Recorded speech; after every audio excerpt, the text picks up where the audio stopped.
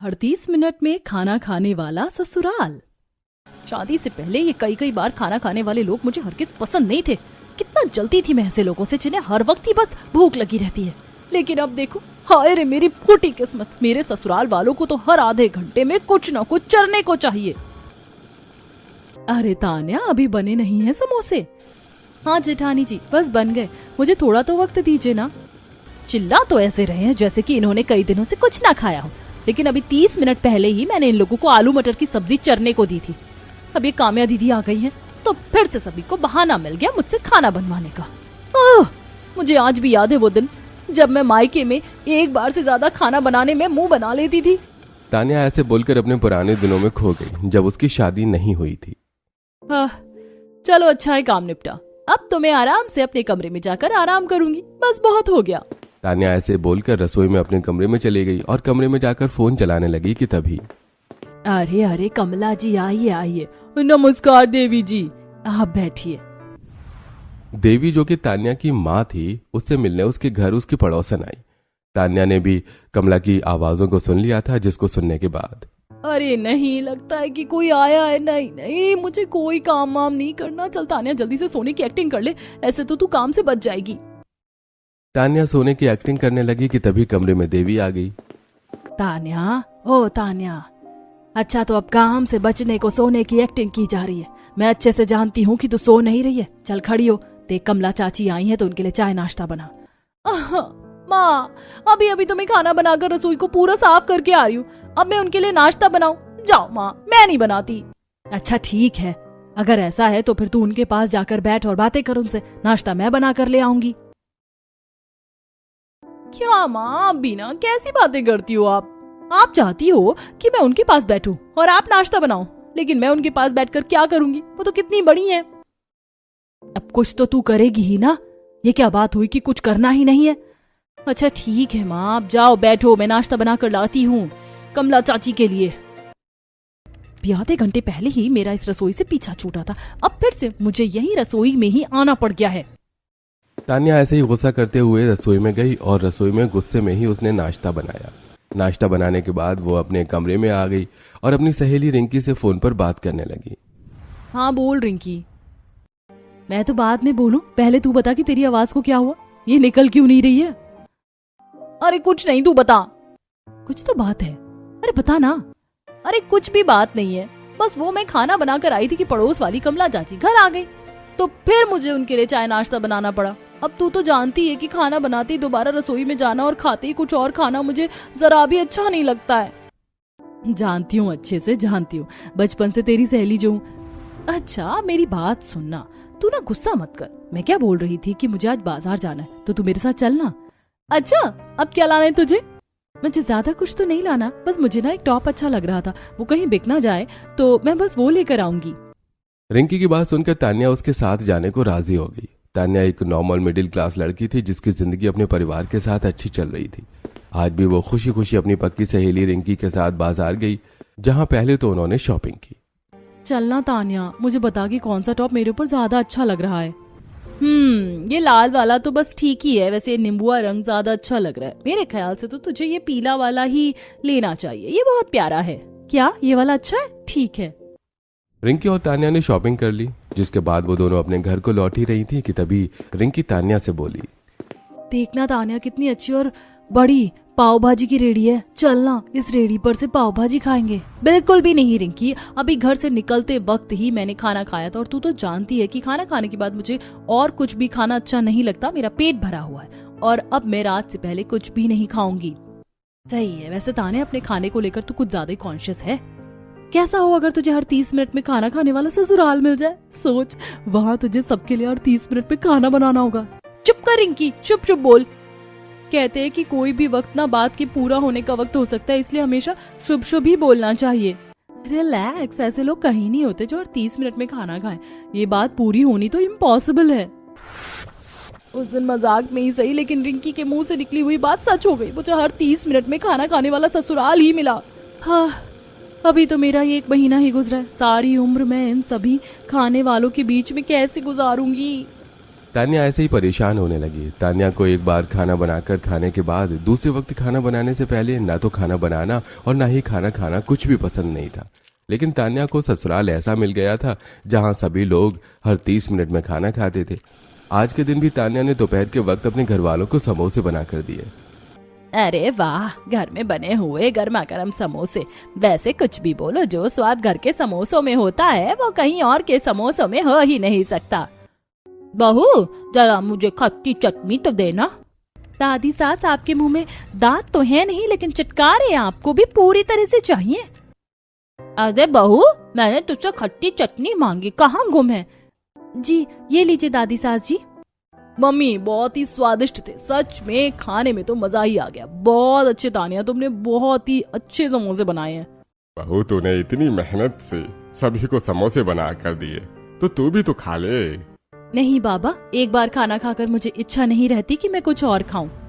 अच्छा, आप सभी ने ये तो खा ही लिए, तो क्या अब मैं अपने कमरे में जाकर कुछ देर आराम कर लूं? क्यों बहू, घर में क्या बस खाना बनाने का ही काम होता है? अभी रसोई में बर्तन कितने सन गए होंगे, तो इनको भी तो साफ करना ही है ना। जाकर रसोई के बर्तन साफ कर, बाद में कुछ और करना। सुजाता की बात को सुनकर तान्या का मुंह सा बन गया, लेकिन वो कुछ भी बोली नहीं। वो रसोई के आकर बर्तन साफ करने लगी। बर्तन धोते धोते उसका आधा घंटा निकल गया और अभी वो बाहर ही आई थी कि तभी माँ, फिर से भूख लग रही है। अब तो मन कर रहा है कि चाय होती तो मैं चाय पीती। अरे सौम्या, तेरे बोलने से तो मेरा भी दिल कर गया। चाय का दिल तो कर ही जाएगा, आखिर आधा घंटा जो हो गया हमें समोसे खाए हुए। चलिए मैं तानिया को बोल कर आती हूँ, वो हमारे लिए चाय भी बना देगी। भाभी, तानिया को बोलना कि चाय में ना अदरक ऐड कर दे, और हाँ, चाय के साथ 1-2 बिस्कुट भी दे दे। हे भगवान, अब इन सभी को मुझे चाय बनाकर देनी होगी। अरे ये लोग इंसान है या हैवान, में तो समझ में नहीं आ रहा है कि आखिर कोई इतना कैसे खा सकता है। और जब ये लोग इतना ही खाते तो इनका खाया पिया जाता कहाँ को है? तान्या, बर्तन धुल गए? बहुत अच्छे। अच्छा सुनो, माँ जी और बाकी सभी को चाय पीने का मन हो रहा है, तो चाय और थोड़े से बिस्किट तुम हमें बाहर ला कर दे दो। जेठानी जी, चाय तो मैं बना दूं, लेकिन चाय पत्ती नहीं है और दूसरा बिस्कुट भी नहीं है। अरे नहीं है तो क्या हुआ, दुनिया का बाजार खुला हुआ है, जो चाहिए जाकर ले आओ। जेठानी जी, जब से मैं सोकर उठी हूँ ना, तभी से या तो मैं रसोई में हूँ या फिर किसी और काम में बिजी हूँ, तो अब के थोड़ा सा आराम कर लूं क्या? बिल्कुल भी नहीं। अरे जैसे तुम बहू हो वैसे ही किसी दौर में मैं भी तो थी, लेकिन मैं तो कभी कामों से नहीं अलगसाई। अभी तो बस तुम्हारी शुरुआत है। अभी से इस शरीर को इस सब की आदत डाल लो, क्योंकि आगे को तुम्हें भी हर 30 मिनट में खाना बनाने तो है, लेकिन खाना भी है। इसीलिए जाओ और चाय पत्ती और बिस्कुट लेकर आओ, सभी इंतजार कर रहे हैं। सुरभि की बात को सुनकर तान्या को काफी गुस्सा आ गया, लेकिन वो लोग भी बोली नहीं और सीधा बाहर चाय पत्ती और बिस्किट लेने को चली गई। कोई मुझे पागल ही बोलेगा, सुबह का ये मेरा तीसरा चक्कर है बाहर का। लेकिन क्या करूं, मेरे तो घर वाले ही सबसे बड़े पागल हैं। अगर किसी ने उन्हें खाते हुए देखा तो हो सकता है लोगों को उनके इंसान होने पर भी शक होने लगे। ऊपर से हमेशा मेरी शादीशुदा ननद भी मेरी ही छाती पर नाचने को आ जाती है। उनकी वजह से ही घर वालों को ज्यादा छूट मिली हुई है। तान्या बेचारी अपने परिवार वालों के इतना खाने से परेशान आ गई थी। वो घर गई और उसने अपने घर वालों को चाय के साथ बिस्किट ऑफर किए, जिसके बाद वो थक कर कमरे में आकर लेट गई और उसकी झपकी सी लग गई। ऐसे ही कुछ देर के बाद तान्या, तान्या उठो। अरे सोनी, तान्या उठो। अभी जी आप बोलिए, क्या बात है? मैं सो गई थी क्या? हाँ, तुम्हारी आंख लग गई थी। वैसे उठ जाओ, सभी को भूख लग रही है। मैं बाहर से मोमोज लाया हूं, उन्हें फ्राई कर दो। क्या फिर से रसोई? अरे आप लोगों को हो क्या गया है? ऐसे भी क्या खाने की लत लगाना हुआ भला? तान्या, कैसी बात कर रही हो तुम तो जानती हो कि हमारे घर में खाना कैसे खाया जाता है। अब जाओ नीचे जाकर जल्दी से मोमोज बनाओ, सभी इंतजार कर रहे हैं। अभी की बात को सुनकर तान्या फिर से रसोई में गई, जहां कच्चे मोमोज रखे हुए थे। तान्या को उनको बस फ्राई करना था, तो वो उन्हें फ्राई करने को खड़ी हो गई कि तभी उसका देवर आयुष रसोई में आया। तान्या भाभी, मुझे ना फ्राइड मोमोज से ज्यादा स्टीम मोमोज खाना पसंद है, तो आप ना मेरे लिए स्टीम मोमोज बना देना। हे भगवान, मेरा दिल तो कर रहा है कि बहुत ही जोर जोर से रो दूं, लेकिन क्या करूं, ऐसा कुछ कर भी तो नहीं सकती हूँ। तान्या ने जल्दी से फ्राइड और स्टीम दोनों तरह के मोमोज बना दिए, जिसके बाद वो उन्हें अपने परिवार वालों को दे आई। और चल तान्या, अभी तो 30 मिनट के बाद इन खद्दुओं को फिर से भूख लग जानी है। हाँ, अब मैं एक काम करती हूँ, इनके लिए 4 खाने यानी कि 2 घंटों का खाना मैं पहले ही बना कर रख देती हूँ। तान्या ऐसे बोलकर रसोई में चली गई और उसने आलू के पराठे बना दिए। उसने अपने परिवार के लिए नॉर्मल अमाउंट के आगे 4 गुना ज्यादा पराठे बनाए थे, जिनमें उसे आधा घंटा निकल गया। आधे घंटे के बाद तान्या का जेठ रसोई में आया और तान्या, कुछ खाने को बनाया है क्या तुमने? बड़ी भूख लग रही है। हाँ जेठ जी, बनाया है ना ये आलू के पराठे, आप चलो मैं लेकर आती हूँ। तान्या ने ऐसे बोलकर अमित को रसोई से भेज दिया और उसने सभी के आगे आलू के पराठे लगा दिए, जिनको सभी ने बड़े ही शौक से खाया। अरे वाह बहू वाह, क्या बात है, बिना कहे ही आलू के पराठे खिला रही है तू। देख लो बाबा, आपकी बहू तो ऐसी ही है। अच्छा माँ जी, मैंने ना अगले 1.5 घंटे के लिए भी आपके लिए पराठे ही बना दिए हैं, तो जब भूख लगेगी आप लोग खा लेना। अब मैं कुछ देर को अपने कमरे में आराम करने को जा रही हूँ। बहू, तू हम लोगों को क्या समझती है? बोल, हम लोग क्या कोई भिखारी हैं जो तू हमसे ऐसे बर्ताव कर रही है? मैं कुछ समझी नहीं दादी सास जी। मतलब बहू ये कि तू जानती हम लोगों को फ्रेश बना हुआ खाना ही अच्छा लगता है, तो तूने ये कैसे सोच लिया कि हम लोग रखा हुआ ठंडा खाना खा लेंगे? लेकिन दादी सास जी, बस 1.5 घंटे में तो खाना ताजा ही रहेगा। तो बस चुप कर, नहीं भी खाना खाएंगे, ताजा बनवा कर ही खाएंगे। तुझसे पहले मेरी सुरभि ने भी तो इस घर को 2 साल संभाला है, इसने तो कभी ऐसा नहीं किया कि 2 घंटे का खाना पहले ही बना दिया। तो फिर तू ऐसे क्यों कर रही है? अच्छा मुझे माफ कर दीजिए माँ जी, मैं ये नहीं जानती थी कि आप लोग ऐसे रखा हुआ खाना नहीं खाते हो। आगे से ऐसा नहीं करूंगी। तान्या बेचारी ने माफी मांगी, जबकि उसकी कोई गलती दिखाई दे भी नहीं रही थी। आधे घंटे के बाद फिर से पूरा परिवार भूखा हो गया और अब तान्या ने सभी को चिप्स फ्राई करके दिए। ऐसे ही चलते चलते रात तक तान्या ने 24 बार खाना बनाया और रात को तो उसने खाना खाया भी नहीं। बस आखिरी बार मील बनाकर वो अपने कमरे में आ गई और अरे मैया रे, मर गई रे मैं तो। हे भगवान, एक एक हड्डी मेरी टूट रही है, ऐसा लग रहा है जैसे शरीर में से कोई जान को खींच रहा है। हे भगवान। तान्या ऐसे ही कराते कराते सो गई। अगली सुबह फिर से तान्या को ऐसे ही रेल बनी हुई थी। ये लीजिए आपके पोहे और बाबा आपकी चाय के साथ में बिस्किट। और बहू, मैंने अभी तो तुझे दूध में रोटी डालने को बोला था, वो नहीं डाली तूने? हाँ दादी सास जी, बस मैं लेकर आ रही हूँ। ये लीजिए। तान्या ने अपने पूरे परिवार को सुबह के वक्त नाश्ता करवाया, जिसके बाद वो अपने कमरे में चली गई। कमरे में उसका पति अभी लैपटॉप पर काम कर रहा था। मर गई रे। क्या बात है तान्या, इतनी थकी हुई क्यों हो? आपको नहीं पता है जी कि मैं इतना क्यों थक रही हूँ? अरे नहीं बाबा, मुझे कैसे पता होगा, तुम बताओ ना कि क्या बात है। अभी जी, आपको भी मेरी बनी हुई रेल दिखाई नहीं देती? अरे ऐसी भी क्या बात है कि आप लोगों को हर 30 मिनट में खाना चाहिए? क्या मतलब है तुम्हारा तान्या? देखिए अभी जी, मुझे अपने मायके में 1 बार से ज्यादा खाना बनाने को रसोई में जाने में भी मौत आती थी, और अब देखो मुझे यहाँ 24 बार खाना बनाना पड़ता है। अरे मैं किसी और को नहीं बोल सकती हूँ, लेकिन आपको तो मेरा ख्याल रखना चाहिए ना। आप ही मुझे नहीं देखोगे तो कौन देखेगा? अरे तुम कहना क्या चाहती हो, साफ साफ बोलो ना। मैं बस ये बोल रही हूँ अभी जी कि मैं ऐसे हर 30 मिनट में खाना बनाकर आप लोगों को नहीं दे सकती हूँ। अरे मैं भी तो इंसान हूँ ना, कोई रोबोट थोड़ी हूँ कि बस चाबी भर दो या चार्जिंग कर दो और काम खत्म। देखो तान्या, मैं जानता हूँ कि तुम्हें गुस्सा आ रहा है, लेकिन शुरू से ही हमारे परिवार का यही उसूल है। हम लोग हर आधे घंटे में हम भूख लग जाती है और खाना खाते हैं। अब भूख का इलाज तो खाना ही है ना, इसलिए तुम मेरी बात को समझो। तुम्हें खाना तो बनाना ही पड़ेगा, फिर चाहे जो ही हो जाए, समझी? अभी ने तान्या को बात को नहीं समझा, बल्कि उसे उल्टा ही समझाकर भेज दिया। बेचारी तान्या ने घर के कामों के साथ साथ हर आधे घंटे में खाना भी बनाया और वो खाना बनाने को बाहर से भी सामान लेकर आई, जिससे उसकी हालत एकदम पतली हो चुकी थी। ऐसे ही चलते चलते अब 3 महीने गुजर चुके थे। इन 3 महीनों में तान्या बिल्कुल सूखी लकड़ी की तरह सूख गई थी। साथ ही उसकी आंखों के नीचे काले घेरे भी आ गए थे, लेकिन उसकी एक कमजोरी हालत भी घर में किसी को दिखाई नहीं देती थी। आज तान्या अपनी सहेली रिंकी के घर आई हुई थी। बाकी सब बातें छोड़ तान्या, तू पहले मुझे ये बता कि आखिर तुझे हुआ क्या है? तू तो कितनी अच्छी थी, ये सूखकर कांटा से कैसे हो गई है रे? कुछ तो बोल। मेरे ससुराल वालों ने मेरी ये हालत कर दी है रिंकी। तू तो जानती है कि मुझे 1 बार से ज्यादा खाना बनाना जरा भी पसंद नहीं था, लेकिन अब तू मेरी किस्मत तो देख। मेरे ससुराल वाले हर आधे घंटे में खाना बनाते, और थोड़ा बहुत नहीं, बिल्कुल वो तो ऐसे खाते हैं जैसे कि वो लोग जन्म जन्म के भूखे हों। उन्होंने ही मेरी ये हालत कर डाली है। क्या तू उन लोगों के लिए हर आधे घंटे में खाना बनाती है? बड़ी हिम्मत है यार तेरी तानिया। यार इनकी मुझे बहुत डर है कि मेरे ससुराल वालों की आदत मुझे बीमार ना कर दे। तू मुझे कोई तो तरीका बता जो मैं उनकी हर आधे घंटे में खाने की आदत को छुड़वा पाऊं। भला कोई हर आधे घंटे में कैसे खा सकता है?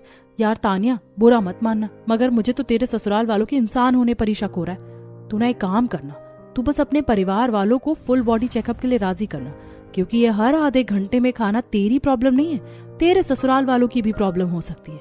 इसीलिए तू ना उनका इलाज करवा, क्योंकि ऐसे हर आधे घंटे में चरने बैठना कोई आम बात नहीं है। सही बोल रही है तू रिंकी, मैंने तो कभी ये सोचा ही नहीं। ठीक है, मैं आज ही अपने घर वालों से इस बारे में जाकर बात करूंगी। तान्या रिंकी की एडवाइस लेकर अपने घर आ गई, जहां घर वालों से उसने इस बात को शेयर किया। तान्या को लगा था कि उसके ससुराल वाले उसकी बात को समझेंगे, लेकिन वो उसकी बात को उल्टा ही ले गए। अच्छा भाभी, तो आपके बोलने का मतलब है कि हम लोग नॉर्मल नहीं है, क्यों? यही बोलना चाहती हो ना आप? देखो सौम्या, बुरा मत मानो, मैं तुम लोगों के भले के लिए ही बोल रही हूँ। मत बोल यूं भले के लिए बहू, हम अच्छे से जानते हैं कि हमारा किस चीज में भला है और किस चीज में नहीं। समझ आया? आई बड़ी हमें समझाने वाली। हाँ, बीमार हम नहीं तू है, वो भी दिमाग से बीमार, जिसको छोटी सी बात समझ नहीं आती। समझ आया? अब आइंदा हमें समझाने को ना बैठना, समझी? हाँ भाभी, एक तो आप 1 घंटा अपनी सहेली के घर लगाई, पता भी है हमें कितनी भूख लग रही है। मेरा दिल तो पिज्जा खाने को हो रहा है, पिज्जा बना दो ना। ठीक है, आप लोगों को नहीं माननी है मेरी बात, मत मानो। और देवर जी, आप पिज्जा बातों से नहीं बनता है, ये बात आप समझ लीजिए। उसके लिए सामान चाहिए जो घर में नहीं है। अरे ओ बहू, सामान नहीं है तो जाकर लेकर आ जा। वैसे भी अपनी सहेली के घर जाने को तो बड़ी हिम्मत और वक्त है तेरे पास। तान्या गंगा की इज्जत करती थी, इसलिए वो कुछ नहीं बोली और बाहर से पिज्जा का सामान लेने को आ गई। भैया, पिज्जा का सारा सामान देना। मैं तो अपने ससुराल वालों के आगे हार गई हूँ। अब मैं दोबारा कभी कोशिश नहीं करूंगी इन लोगों को समझाने की, बस। तान्या बेचारी हार कर अपनी हार मान लेती है। ऐसे ही कुछ दिन और सिलसिला चला और आज के दिन तान्या रसोई में खाना ही बना रही थी कि तभी वो बेहोश हो गई। हे भगवान! माँ जी, दादी माँ, बाबा, अभी जी जल्दी से आइए, तान्या बेहोश हो गई है। सुरभि की आवाज को सुनकर घर वाले रसोई के ही अंदर आ गए और तान्या को बेहोश देखकर सभी जल्दी से उसे पास के ही डॉक्टर के क्लिनिक में ले गए, जहां तान्या को इंजेक्शन देकर होश में लाया गया। देखिए अभी भैया, अभी फिलहाल के लिए तो मैंने आपकी पत्नी को इंजेक्शन लगा दिया है और इनके होश भी आ गया है, लेकिन इनकी हालत बहुत ही ज्यादा खराब लग रही है। इनको आपको अच्छे किसी डॉक्टर से इलाज करवाना पड़ेगा। मैं इनके लिए यही सलाह दूंगा कि आप इन्हें शहर के किसी अच्छे बड़े अस्पताल में दिखा लें। छोटे से डॉक्टर केशव की बात सुनकर अभी अपनी पत्नी को घर ले आया, जहां उसने घर वालों को भी यही बात बताई। अब अभी को तान्या की चिंता हो रही थी। माँ, बाबा, तान्या बहुत ही ज्यादा कमजोर हो गई है। आज केशव ने तो उसको देखकर तान्या को शहर ले जाने को बोल दिया। मुझे तो अब तान्या की हालत देखकर बहुत ही ज्यादा फिक्र हो रही है। पता नहीं अंदर ही अंदर उसको क्या परेशानी बन रही हो। मैं तो कल ही तान्या को हॉस्पिटल लेकर जाऊंगा। बस अभी कभी कभी मैं तुझे इतना परेशान करवा दूं, कुछ नहीं हुआ है बहू को, जरा सा चक्कर ही तो आया। डॉक्टर तो ऐसे ही मेल का बेल बनवाना जानते हैं। तू ज्यादा चिंता मत कर, बहू सही है। जब घर के कामों में लग जाएगी ना तो इसका ध्यान बट जाएगा। हाँ, माँ जी ने सही कहा, ऐसी छोटी मोटी तबीयत खराब से अगर हम डर जाएंगे तो बड़ी मुसीबतों का सामना कैसे करेंगे। तू ज्यादा परेशान ना हो, बहू सही है। घर वालों ने तान्या की तबीयत को कुछ नहीं समझा। उन्होंने उसे उसी के हाल पर छोड़ दिया और उसे किसी भी डॉक्टर से दवाई नहीं दिलवाई। घर वाले तान्या से काम भी पूरा ले रहे थे। वो पहले की ही तरह हर 30 मिनट में खाना बनाकर सभी को दे रही थी। अरे वाह, काम्या दीदी आई है और जीजू भी। तान्या भाभी, दीदी और जीजू आए हैं, सभी के लिए चाय और नाश्ता बना दो और हाँ, कुछ नमकीन भी बनाना। अच्छा चल तान्या, करेंगे। तू ज्यादा परेशान ना हो, बहू सही है। घर वालों ने तान्या की तबीयत को कुछ नहीं समझा। उन्होंने उसे उसी के हाल पर छोड़ दिया और उसे किसी भी डॉक्टर से दवाई नहीं दिलवाई। घर वाले तान्या से काम भी पूरा ले रहे थे। वो पहले की ही तरह हर 30 मिनट में खाना बनाकर सभी को दे रही थी। अरे वाह, काम्या दीदी आई है और जीजू भी। तान्या भाभी, दीदी और जीजू आए हैं, सभी के लिए चाय और नाश्ता बना दो और हाँ, कुछ नमकीन भी बनाना। अच्छा चल तान्या, इस सब की तो तू आदत बना ले, क्योंकि ये चीजें तेरा पीछा शायद कभी नहीं छोड़ेंगी। तान्या बेचारी ऐसे ही खुद को समझाकर रसोई में आ गई और रसोई के वो अभी के लिए चाय नाश्ता बनाने लगी। ऐसे ही सिलसिला चलते चलते अब 1 हफ्ता गुजर चुका था। इस एक हफ्ते में घर वालों ने तान्या की तबीयत को जरा भी दिमाग में नहीं रखा था और वो उससे पूरी तरह काम ले रहे थे। आज भी तान्या रसोई में पूड़ियां तल रही थी कि तभी हे भगवान, ये सब कुछ अंधेरा अंधेरा सा क्यों होता जा रहा है? अचानक से मुझे कुछ दिखाई क्यों नहीं दे रहा है? शायद मुझे चक्कर आ रहा है। मुझे तो डर है कि कहीं मैं गिर ना जाऊं। तान्या पीछे हो जा। तान्या को फिर से चक्कर आ गया। वो खाना बनाते बनाते पीछे को हट गई, लेकिन इससे पहले वो किसी को आवाज दे पाती वो चक्कर खाकर गिर गई। कुछ देर बाद जब सौम्या रसोई में आई तो उसने ये सब देख लिया और फिर वो जोर से चीखी, माँ माँ, बाबा, भैया, देखो भाभी फिर से बेहोश हो गई, जल्दी से रसोई में आओ। सौम्या की आवाज सुनकर सभी रसोई में भागते हुए आ गए। तान्या, तान्या उठो, आंखें खोलो, तान्या। हे भगवान, इसे फिर लगता है डॉक्टर के पास ही लेकर जाना पड़ेगा। अभी ऐसे बोलकर केशव के पास ही तान्या को ले गया, लेकिन इस बार केशव ने भी उसे दवाई देने को मना कर दिया। अभी भैया, मैंने तुम्हें बताया तो था कि भाभी जी की हालत नाजुक है। अब इनके इंजेक्शन मत लगवाना, पता नहीं कि कैसे इन्हें बेहोशी हुई होगी। मैं इन्हें शहरी अस्पताल ले जाने की सलाह दूंगा। और हाँ, घर में कोई उपचार मत करना, जल्दी से इन्हें लेकर पहुंच जाओ। केशव की बात को सुनकर अभी ने 1 मिनट के लिए भी देर नहीं की और वो जल्दी से तान्या को शहर लेकर जाने को निकल गया। कुछ ही देर में शहर पहुंचकर तान्या को एक बड़े अस्पताल में भर्ती कर लिया गया, जहां तान्या को सीधे आईसीयू में रखा गया। डॉक्टर, क्या हुआ है मेरी पत्नी को? देखिए, आपकी पत्नी की हालत बहुत ही ज्यादा खराब है। उन्हें बेहद ही कमजोरी है और अगर उन्हें 24 घंटे के अंदर होश नहीं आया तो वो कोमा में भी जा सकती है। डॉक्टर की बात सुनकर सभी घर वालों के होश उड़ गए। अब उन लोगों को समझ ही नहीं आ रहा था कि वो लोग क्या करें। ऐसे तो ना बोलो डॉक्टर साहब, आपको तो भगवान का रूप बोला जाता है, आप कुछ करो ना। देखिए, हम लोग कोशिश तो अपनी पूरी तरह कर ही रहे हैं और बाकी ऊपर वाले की मर्जी है। राम ऐसे बोलकर चला गया। राम के जाने के बाद अभी अपने घर वालों पर गुस्सा करने लगा। मिल गया आप लोगों को सुकून, पड़ गई आपके कलेजे को ठंडक। अब देखो मेरी पत्नी की जान पर बनाई है। अगर उसे 24 घंटे अगले होश नहीं आया तो उसकी जान भी जा सकती है और इस सब की वजह बस आप लोग हो। अभी ऐसे ही अपने घर वालों पर भड़कने लगा। अभी वो उन पर सब पर गुस्सा कर ही रहा था कि तभी पीछे से तान्या के माँ बाप और उसकी सहेली रिंकी सभी रोते हुए अस्पताल में आई। हे भगवान, कितनी प्यारी हंसती खेलती बच्ची थी मेरी, क्या हुआ मेरी बेटी को? कहाँ है मेरी तान्या? अरे संभालो खुद को भाग्यवान, ऐसे रोने से क्या होगा, हिम्मत रखो। समधन जी, आप आ ही गई हैं। देखिए, ये वक्त आपके और हमारे सभी के ऊपर ही इस वक्त बहुत ज्यादा मुसीबत का है, लेकिन आप ऐसे रोइए नहीं। मुझे यकीन है कि मेरी बहू और आपकी बेटी तान्या जरूर सही हो जाएगी। सुजाता, वक्त आपके और हमारे सभी के ऊपर ही इस वक्त बहुत ज्यादा मुसीबत का है, लेकिन आप ऐसे रोइए नहीं। मुझे यकीन है कि मेरी बहू और आपकी बेटी तान्या जरूर सही हो जाएगी। सुजाता ने देवी को दिलासा दिया, लेकिन देवी बहुत ज्यादा गुस्से में थी। अच्छा, मेरी बेटी को मुर्दा करके अब तुम लोग मुझे ही अच्छे बनकर दिखा रहे हो। अपने घर से अपनी हंसती खेलती और एकदम स्वस्थ बेटी दी थी मैंने। बताओ जालिमो, क्या किया तुमने मेरी बच्ची के साथ? बोलो। अरे समधन जी, आप क्या बोले जा रही हो? हम लोग भी तो तान्या का परिवार ही है ना, हम भला क्या करेंगे? अच्छा, कैसा परिवार हुआ आप लोग? अरे जब वो अपने मायके में थी तो कभी उसे एक खरोच तक नहीं आई, और जरा अपने घर में आप देखिए, वो आज वेंटिलेटर पर लेटी हुई है और आप कह रही हो कि आपने कुछ नहीं किया, और आप भी उसका परिवार हो।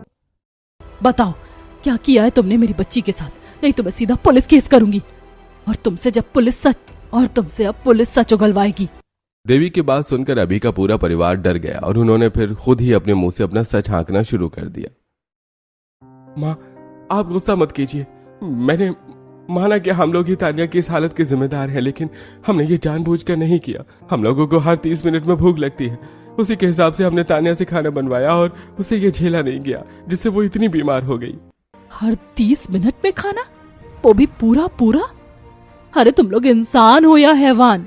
मैंने तो तान्या को बोला था कि वो तुम लोगों का चेकअप करवा ले। तुमने चेकअप करवाया नहीं क्या? हाँ, वो कहती तो थी, लेकिन हमने कभी उसकी बात को सीरियस नहीं लिया। लेकिन अब मुझे लग रहा है कि वो सही बोलती थी। ठीक है, मैं आज ही चेकअप करवाऊंगा। हे भगवान, हमने अपनी गलती मान ली है, बस हमें एक मौका दे दे, मेरी पत्नी को होश दिला दे। अभी की बात सुनकर देवी कुछ शांत हुई। अभी ने अब अपने परिवार की यह हर 30 मिनट में खाने वाली कन्फेशन डॉक्टर को बताई, तो उसने उनका चेकअप किया और हाँ, तो मिस्टर अभी आपके और आपके पूरे परिवार के पेट में कीड़े हैं। यही वजह है जो आपके परिवार को ज्यादा भूख लगती है। मैं दवाई लिख रहा हूँ, आप ये खा लेना। ज्यादा दिन नहीं लगेंगे, आपके पेट के कीड़े मर जाएंगे। बताओ, हमारे पेट में कीड़े थे और बहू की बात हमने कभी नहीं मानी, उसे इतना तंग किया। अब बस वो एक बार जाग जाए तो मैं खुद उससे माफी मांगूंगी।